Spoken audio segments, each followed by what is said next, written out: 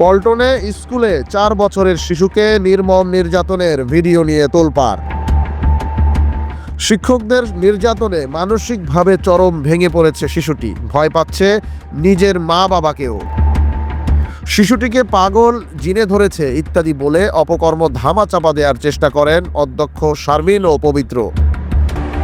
অবশেষে হয়েছে মামলা, আটক হয়েছেন একজন। দৃষ্টান্তমূলক বিচার ও স্কুল সিলগালার দাবি করেছেন সবাই। বিস্তারিত দেখুন ওয়াজেদ আব্দুল্লাহ ও রুদ্র শামীমের প্রতিবেদনে।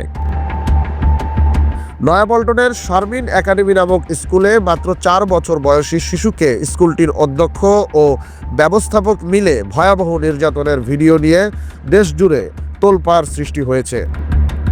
জানা গেছে, মাত্র 1 মাস আগে স্কুলে ভর্তি হওয়া 4 বছর বয়সী শিশুটি ক্লাসে অতিরিক্ত দুষ্টুমি করে এমন অভিযোগে তাকে স্কুলটির অফিস কক্ষে নিয়ে লাগাতার যৌথভাবে নির্যাতন করতে থাকেন অধ্যক্ষ শারমিন ও তার দ্বিতীয় স্বামী স্কুলটির ব্যবস্থাপক পবিত্র কুমার বড়ুয়া। শুধু তাই নয়, এমন নির্যাতনের শিকার হয়ে শিশুটি প্রচণ্ড কানে ব্যথা এবং মানসিক ট্রমায় ভুগতে থাকলে শিশুটিকে পাগল, জিনে ধরা বা মানসিক বিকারগ্রস্ত বলে আখ্যা দিয়ে নির্যাতনের ঘটনা ধামাচাপা দেওয়ার অপচেষ্টা করে শারমিন একাডেমি স্কুল কর্তৃপক্ষ। কিন্তু শেষ পর্যন্ত শিশুটিকে নির্যাতনের সিসিটিভি ফুটেজ প্রকাশ্যে আসলে মূল ঘটনাটি জানাজানি হয়ে যায়। ওদিকে নির্যাতনের শিকার শিশুটি এখন তার মা বাবাকেও ভয় পাচ্ছে। শিশুটির নানা জানিয়েছেন সে তার বাবা মায়ের কাছেও ফিরতে চাচ্ছে না, কারণ ফিরলেই তাকে আবারও স্কুলে পাঠানো হতে পারে, স্কুলে গেলেই আবারও তাকে নির্যাতন করা হতে পারে এমন ধারণা জন্মে গেছে তার ভেতর। শিশুটির নানা আরও জানিয়েছেন তার নাতিকে কানে অনবরত চড়থাপ্পড় মারা হয়েছে এবং গলা টিপে ধরা হয়েছে। নির্যাতনের সময় নির্যাতনকারী শারমিন ও পবিত্র কুমার বড়ুয়া নির্যাতনের কথা পরিবারকে জানালে জিভ টেনে ছিঁড়ে ফেলার হুমকি দিলেও শিশুটি বারবার বলছিল সে তার বাবাকে বলে দেবে। এতে নির্যাতনের মাত্রা আরও বাড়িয়ে দেয় ওই দুই পাষণ্ড।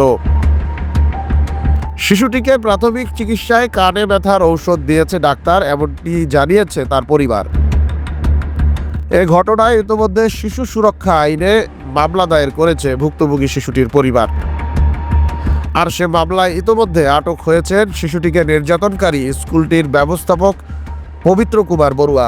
সে স্কুলটির অধ্যক্ষ শারমিনের দ্বিতীয় স্বামী বলে জানা গেছে। শারমিনের প্রথম স্বামী কয়েক বছর আগেই মারা গেছেন। তবে এখনও পলাতক রয়েছেন শারমিন একাডেমির মালিক ও অধ্যক্ষ এবং শিশুটিকে প্রধান নির্যাতনকারী শারমিন। এমন ঘৃণ্য ঘটনাটি নিয়ে ইতোমধ্যে দেশ জুড়ে তোলপাড় সৃষ্টি হয়েছে। সকলেই এর দৃষ্টান্তমূলক শাস্তি চাইছেন এবং শিশু নির্যাতনের টর্চার সেল খ্যাতি পাওয়া স্কুলটিকে বন্ধ করে দেওয়ার জোর দাবি জানিয়েছেন।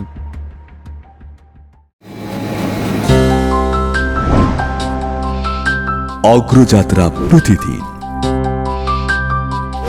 নির্ভীক প্রত্যয়ে উজ্জীবিত।